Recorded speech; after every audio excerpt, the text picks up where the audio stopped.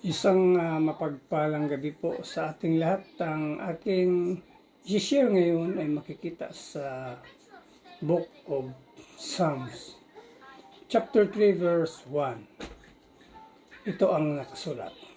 O Yahweh, napakarami pong kaaway na sa akin ay kumakalaban. Yan lang po. Maraming salamat. God bless. Magandang gabi po sa ating lahat. Ang aking babasahin ngayon ay makikita sa Salmo, Kapitulo 3, versikulo 2. Ito po ang nakasulat. Ang lagi nilang pinag-uusapan, ako raw, o Diyos, ay di mo tutulungan. Yun lang po, maraming salamat.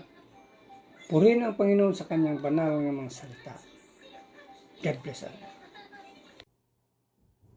So magandang gabi po sa ating lahat. Ngayong gabi po, ang aking babahagi ay mula sa Aklat ng Mga Awit sa 3 kabanata, talata 3. Ngunit ikaw, O Yahuwa, ang aking sanggalan, binigyan mo ako ng tagumpay at karangalan. Ito po ang salita mula sa banal na kasulatan. Pagpuri po lagi sa Amang Lumikha at magpasalamat lagi. Amen. Magandang gabi po sa ating lahat. Ang babasahin ko po ay mula po sa Salmo, chapter 3, verse 4 to 5. Tumawag ako sa inyo, Panginoon, at sinagot niyo ako mula sa inyong banal na bundok. At dahil iniingatan niyo ako, nakakatulog ako at nagigising pa. Amen. God bless po.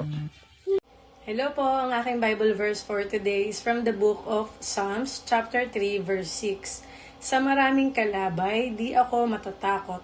Magsipag-abang man sila sa aking palibot. Amen. Ang mabuting balita ng ating Panginoon. So muli po, tayo po ay narito po muli upang magpatuloy sa ating ginagawang devotion at pagbabasa po ng Biblia sa bawat araw. At ang ating pong babasahin ay mula po sa Psalms chapter 3 verse 6 to 8.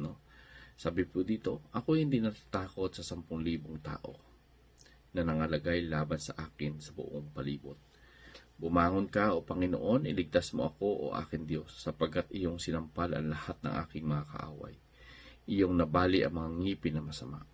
Sa Panginoon nagagaling ang kaligtasan, ang iyong pagpapala ay sa iyong bayan. Amen. So dito makikita po natin dito sa talata na ating binasa. Talagang sa kabila ng napakaraming kaaway, hindi mo pwedeng, kumbaga, mawawala sa iyo yung takot at mananatiling matatag yung iyong loob.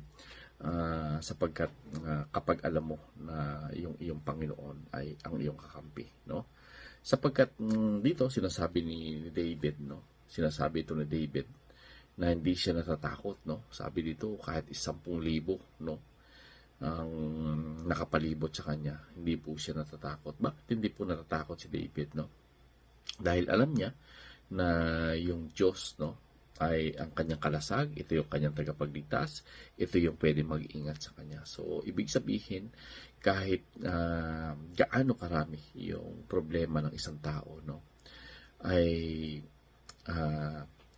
hindi ito magiging hadlang, Ang lahat ng ito ay hindi pwedeng makapanaig sa iyo, hindi pwedeng maging sagabal ito, basta ang Diyos ang iyong kakampi. So, ibig sabihin, lahat ng plano sa iyo ng Diyos, mangyayari ito na kahit anong gawing hadlang ng kaaway, kahit gaano karami ito, mananatili na malalampasan mo ito sapagkat yung Panginoon ang iyong kalasag. So, ibig sabihin, kapag yung Diyos ang kasama mo, andyan yung tapang, andyan yung kapayapaan, andyan din yung kumpiyansa mo dun sa lahat ng problema. Sapagkat alam mo na ang Panginoon ay kakampi mo. So dito sinabi rin ni David na bumangon ka, Panginoon.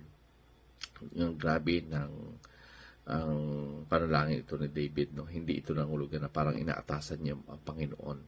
Kundi ipinapakita dito na yung relasyon ng relasyon ni David sa Panginoon ay talagang napakalapit, Kumbaga parang yung Panginoon ay napakalapit niyang kaibigan. Kaya sabi niya, bumangon ka, Panginoon. Hindi po siya utos.